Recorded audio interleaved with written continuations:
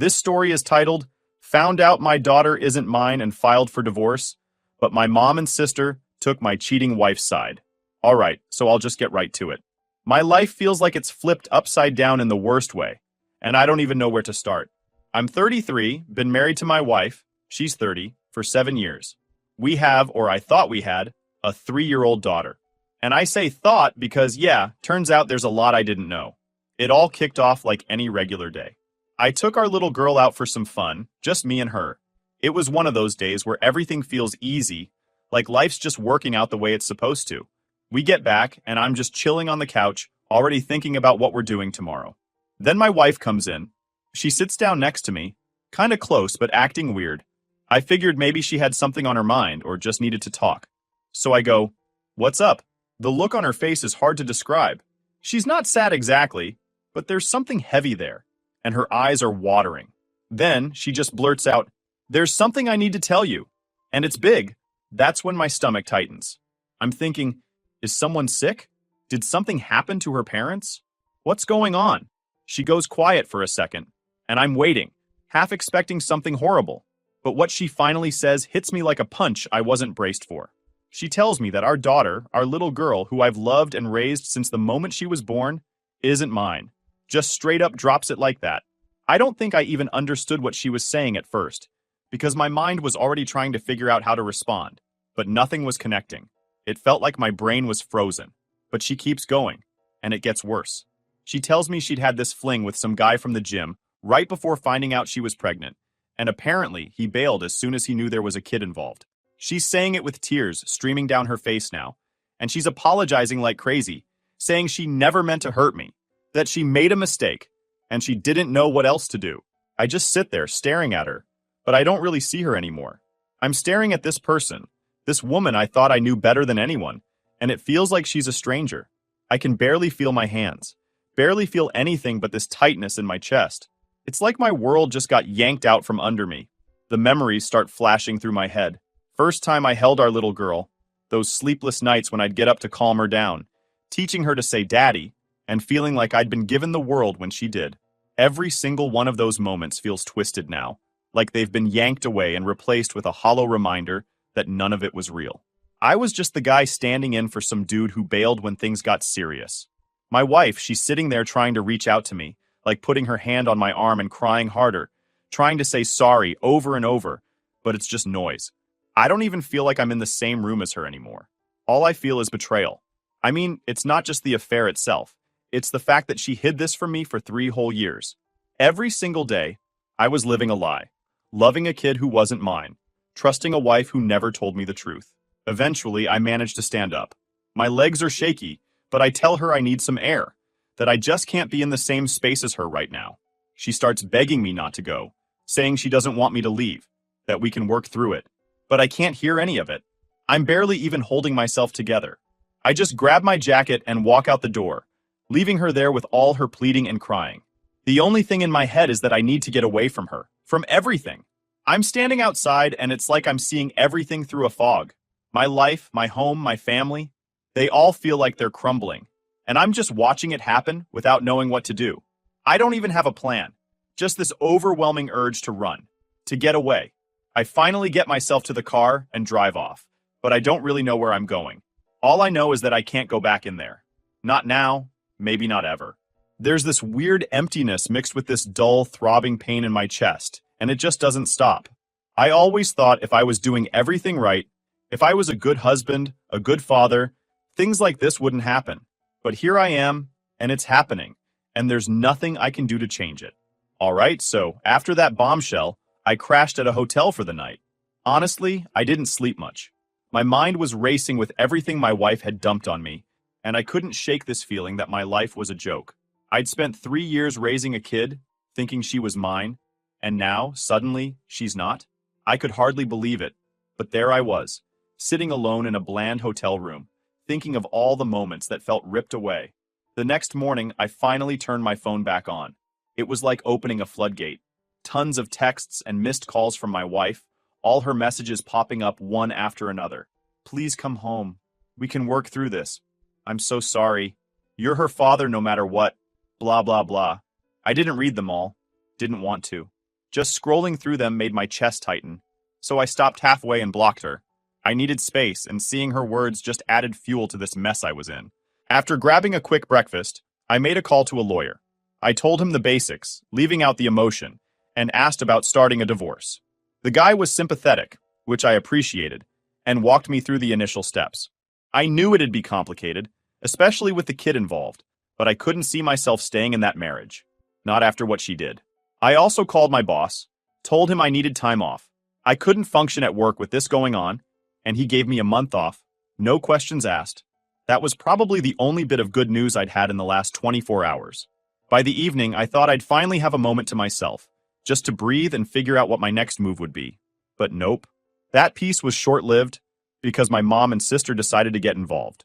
My sister called first, and I picked up, thinking she'd offer me some support. She'd always been someone I could lean on, and after everything that happened, I really needed that. But instead, she starts with, "I talked to wife's name earlier, and she told me what happened. You need to think about your daughter in all this." Right there, my blood started boiling. My daughter? I didn't even know if she was my daughter. And my sister was already choosing sides? She kept going on about how my wife was sorry and how we should work things out for the family's sake. I couldn't even respond at first, just sat there fuming, trying not to explode. When I finally spoke, I said something like, "Do you even get what she did? She lied to me for years. How am I supposed to just forget that?" But my sister wouldn't let up.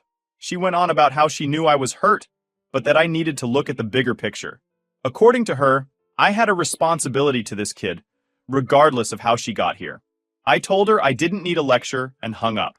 But right after that, my mom called, and it was basically the same conversation on repeat. My mom was even more intense about it. She said things like, "We've all come to love her, and she's a part of this family." She also didn't care about the whole betrayal thing. Apparently, she thought I was being dramatic for wanting a divorce. I tried explaining how messed up it was to find out my wife had been lying to me since the beginning, but she wouldn't listen. My mom said, "You're her father in every way that matters. Biology doesn't change that." She even threw in that I was being selfish and not thinking of my daughter. My daughter, as if nothing had changed. Like the fact that she's not mine was just some minor detail I should brush off. My mom started laying down the guilt heavy, saying that if I went through with the divorce, she'd disown me. That stung, and honestly, it pissed me off even more. I sat there in silence, just taking it all in, feeling like I was the only sane one in the middle of this messed up situation. My own mom was choosing my wife's side, throwing years of loyalty out the window as if my pain was an afterthought. It was like no one cared that I'd been lied to for years, that my entire reality had been a sham. They were all too focused on this idea of family, and a kid who, turns out, isn't even biologically mine.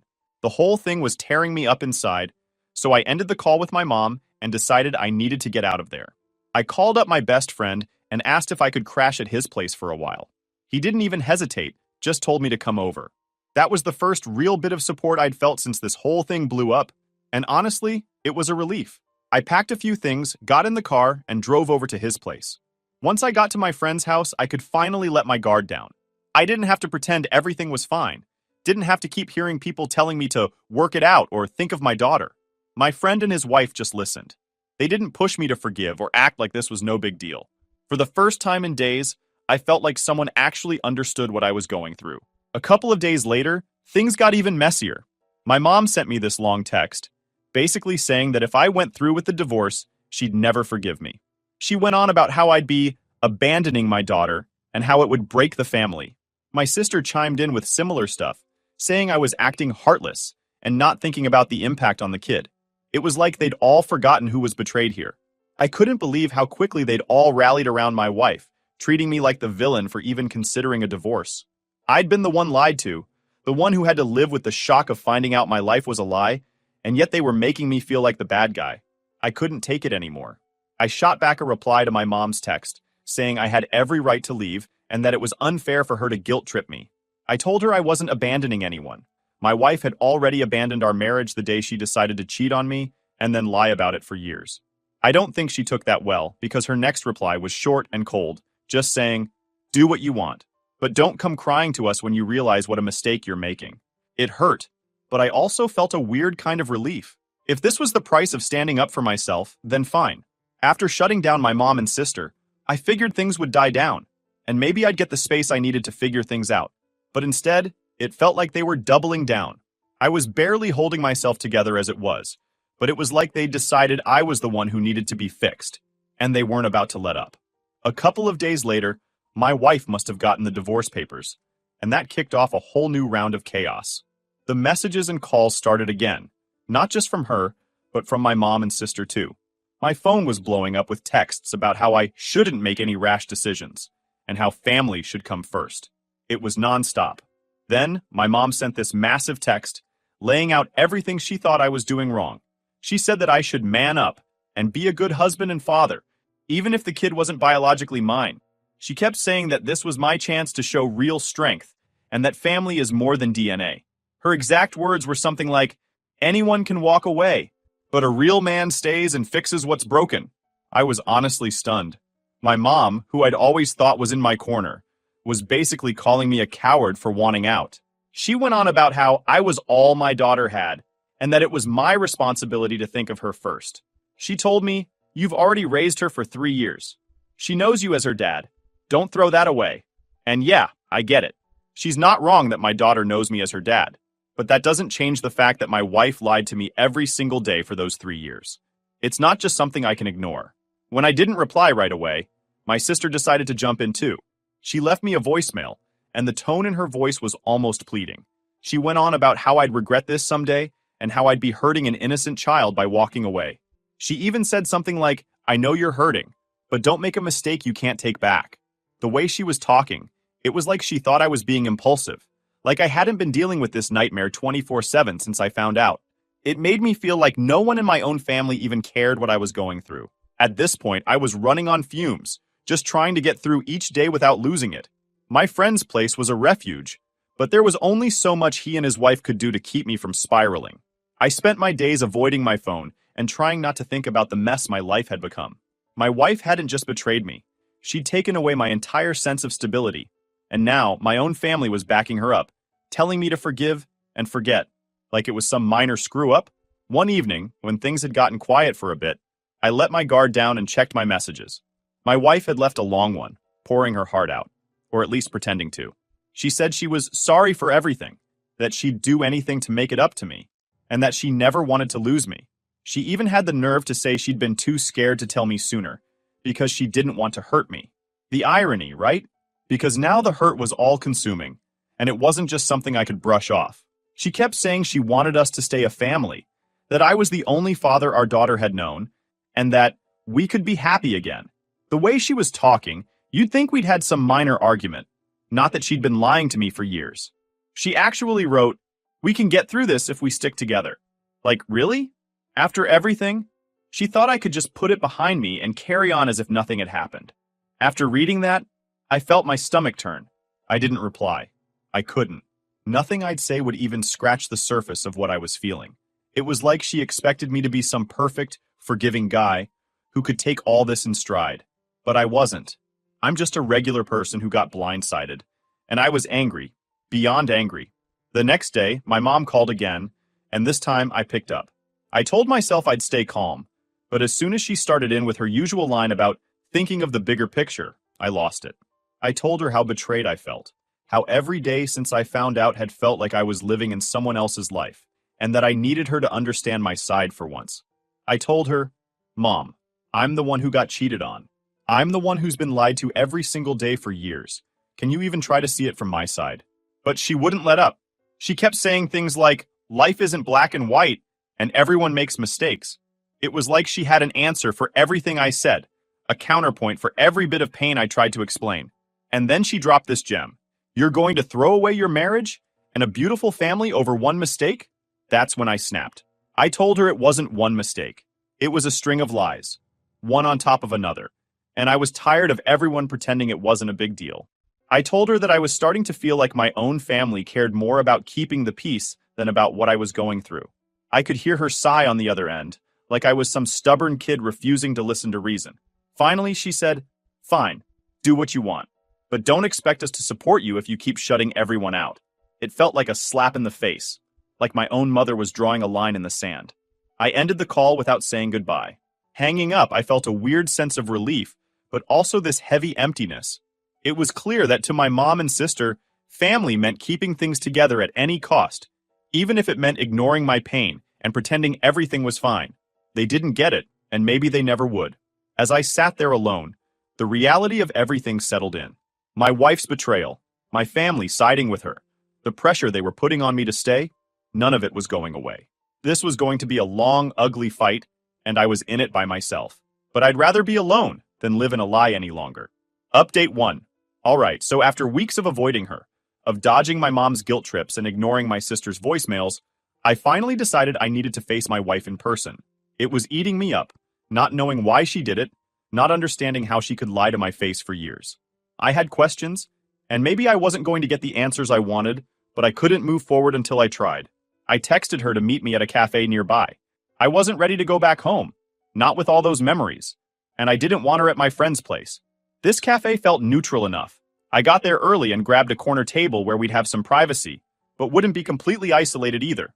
My friend and his wife came with me, staying a few tables away in case things got heated or if I needed an out.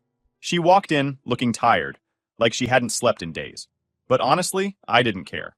She scanned the room and spotted me, and for a split second, there was this flash of hope in her eyes, like she thought this was some reconciliation, or that I was going to say I'd come around. That annoyed me right off the bat. Did she really think I'd come crawling back just because she cried a few times? Because she felt guilty now? Unbelievable. She sat down across from me and gave this sad little smile. Before she could even start with any apologies, I cut her off. Why'd you do it? I asked, straight to the point. I wasn't there for a sob story, just the truth, no matter how brutal. She took a deep breath and looked down at her hands, fidgeting with her wedding ring. After what felt like forever, she finally started talking. It was a mistake, she said, her voice barely above a whisper. He was attractive and I was just, I don't know. I was weak. I almost laughed at how casual she made it sound, like she'd tripped over a crack in the sidewalk or something.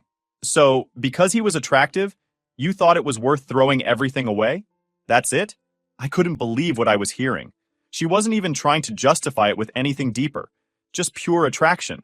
She looked up, and I could see her trying to read me, maybe hoping for some sympathy. I was scared, all right, she said, a bit defensively now. I didn't plan for any of this to happen. It just happened. I shook my head, feeling disgusted. So, you didn't plan to cheat, but you did. And you didn't plan to lie to me every day for 3 years, but you did that too. When were you planning on telling me? Or were you just going to keep this a secret forever? She stammered, clearly unprepared for that question. I don't know. I didn't think about it like that. I thought if I kept quiet, we could just move on and be happy. I had to bite back the urge to yell right there in the middle of the cafe. She thought she could lie to me indefinitely, and it would somehow lead to happiness? It was beyond selfish. I felt like I was talking to someone who couldn't comprehend the damage they'd done, like she was in some alternate reality where her actions didn't matter. So, that's it? I asked, leaning back in my chair. You thought keeping this from me was for the best? That you'd just keep playing happy family while I raised a kid who isn't even mine? Her eyes filled with tears, and she started to reach across the table, but I moved back, stopping her cold. Don't, I said, feeling a mix of anger and sadness that I couldn't even describe. Don't try to make this about your feelings. You've had 3 years to think about this. 3 years? And now I'm supposed to just get over it? She started crying harder, but I didn't feel bad. Not anymore. I'd been the one blindsided, lied to, humiliated. She could cry all she wanted, but I was done feeling sorry for her. I let her sit there for a moment, waiting for her to say something that would actually make sense. Something that would at least feel like a real answer. But she just sat there, wiping her tears and looking down at her hands like a scolded child. After a few minutes, I decided I'd heard enough.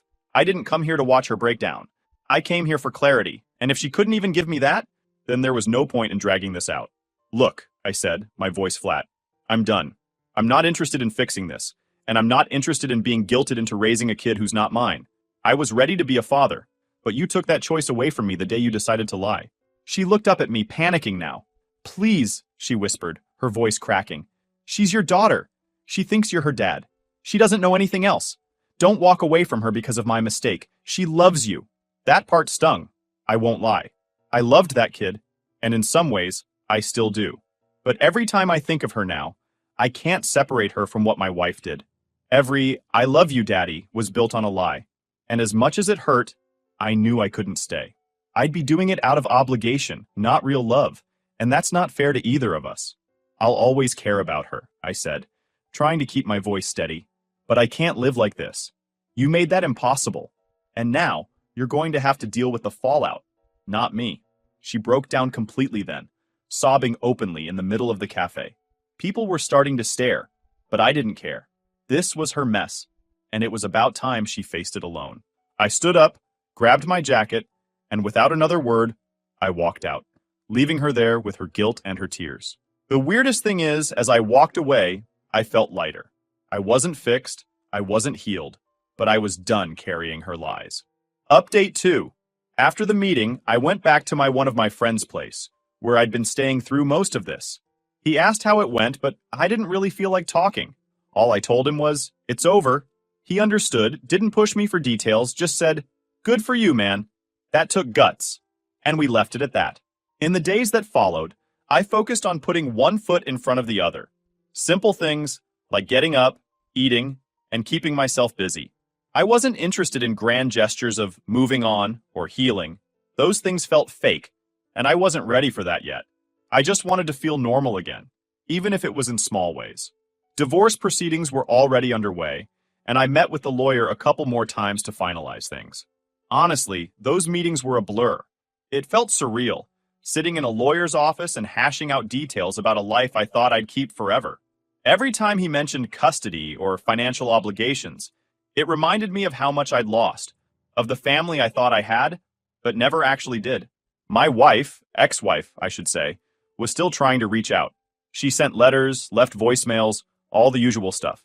I skimmed one of her letters once, but it was just the same old thing. Apologies, pleas for forgiveness, promises that things could be different. She even tried to throw in how our daughter missed me, like that was supposed to make me forget the hell she'd put me through. I didn't respond to any of it. I blocked her on everything, told my lawyer to handle any communication, and left it at that. My family was another story, though. My mom and sister hadn't taken well to my decision, to put it lightly. They couldn't seem to wrap their heads around the idea that I wasn't willing to just forgive and forget and keep playing happy family. Every time I talked to them, it was the same song and dance. "You're overreacting. Think about your daughter. Your wife made a mistake, but she's sorry." It was exhausting, and it hurt, honestly, to feel like I didn't have their support. Eventually, I had to make a choice about that too. I stopped answering my mom's calls, stopped reading the endless texts, and muted the group chat we had. I didn't need the extra weight. If they couldn't stand with me on this, I didn't see why I should keep them in the loop. For now, silence felt like the best choice. But even with the family pressure off my back, there was still this ache I couldn't shake. Letting go of the idea of being a dad was harder than I thought it'd be. I'd gotten used to coming home to my daughter's laughter, to her hugs and bedtime stories, and even though I knew that life was built on lies, I missed it. Every time I saw a family out together, I felt this hollow feeling, like I'd lost a part of myself. But I kept telling myself it was temporary, just something I'd have to get through. One evening, I was out for a walk, something I'd started doing to clear my head, and found myself by this park I used to take my daughter to. I don't even know how I ended up there, but seeing the place hit me hard. I stood there for a while, just watching parents with their kids, feeling like I'd been on the outside of something I thought was mine, but it wasn't. And that reminder was enough to make me turn around and head back. I wasn't ready for that yet. Over time, I started finding pieces of myself again. I went back to work, throwing myself into projects to keep my mind occupied. My coworkers knew something was up, but no one pried too much, which I appreciated. My boss was supportive, checking in every so often without pushing me to open up. He just said, "Take it at your own pace, man." And I took that to heart. A few months later, I decided to move out of the city. Too many memories here. Too many places that reminded me of what could have been. I found a place in a new town, somewhere smaller, quieter. Moving was hard, packing up my stuff, going through things that were tied to my old life. I ended up donating or throwing out a lot of stuff that reminded me of her, stuff I didn't want following me around in this new chapter. The first night in my new place was strange. It was empty, sure, but it also felt like a fresh start. I didn't have all the answers yet, didn't feel like I'd fully healed or anything dramatic like that. But sitting there in a space that was all mine, without memories of betrayal lingering in every corner, felt good. I didn't have to look over my shoulder, didn't have to wonder what lie was waiting for me. It was just me, and that was enough for now. As time passed, I started reconnecting with people in a way I hadn't done in years. I caught up with old friends, joined a hiking group, started focusing on hobbies I'd left behind. Slowly, I began building a life that was just mine, not one tied to broken promises or family drama. It was like each new day was adding something back that I hadn't realized I'd lost. And as for my family, I still kept my distance. But it got easier. They'd reach out every now and then, but I didn't feel the same pull to respond. I'd been through enough and didn't have the energy to keep justifying my choices to them. If they couldn't respect my decision, that was on them, not me. Looking back, it's strange to think about how much my life changed in such a short time. I'd built everything around this idea of family, only to watch it shatter. But here I was, standing on the other side, maybe a bit scarred but still standing. I didn't have all the pieces put back together yet, but for the first time I was moving forward on my own terms. And that was something no one could take away from me.